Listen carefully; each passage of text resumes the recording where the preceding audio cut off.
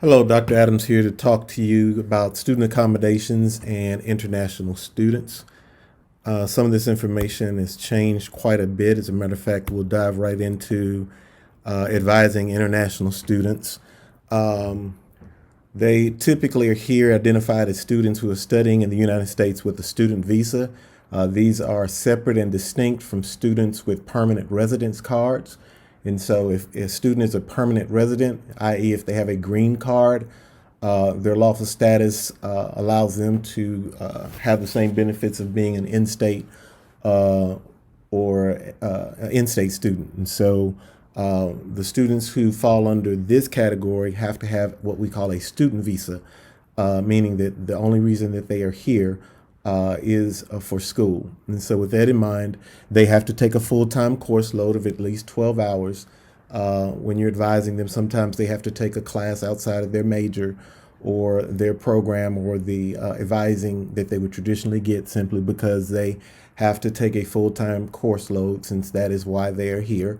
And they may take only one fully online class. That has changed during this pandemic.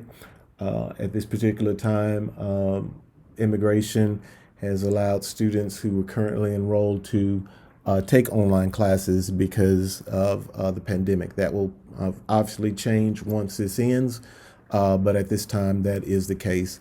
If there are any exceptions to the course load or anything that you need assistance with, you can always contact me or Mr. Breland, and we'll help you. And that's Arthur Breland, Breland at atlantatech.edu, and we'll assist you.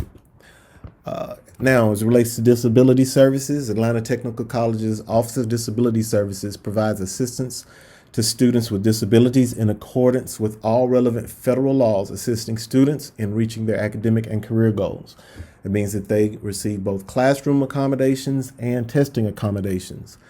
Students are told or shared with, we give them this information that they should request reasonable accommodations upon enrollment.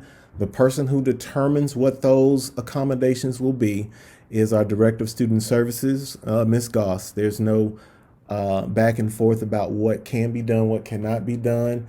These are legal matters that are best handled by Ms. Goss. And so I just ask that as you receive notification of what accommodations are needed, note taker, extended test time, whatever those particular accommodations are, please make sure that you follow them, and we'll notify you as soon as possible.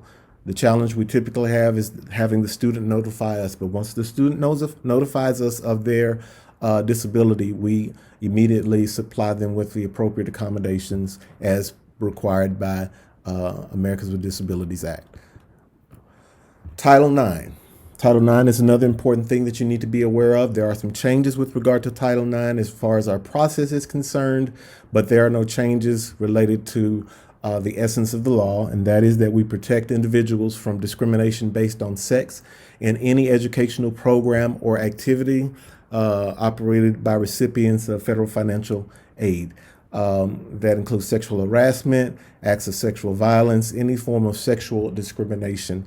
And so if you see any of those instances occurring, we need to address it immediately. We provide training for that as well, but we want to make sure that our commitment is providing an environment free from discrimination of all cases and all forms based on sex. And we provide a number of resources and services to assist students, faculty, and staff in addressing issues involving sexual discrimination. And so our goal is to be not necessarily punitive, but to address the issues and not ignore them.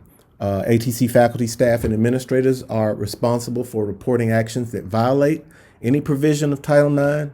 Retaliation will not be tolerated against any person making a good faith report of discrimination. And so we want to make sure that that is clear to you as well. Any questions or complaints concerning Title IX should be reported to Maddie Goss.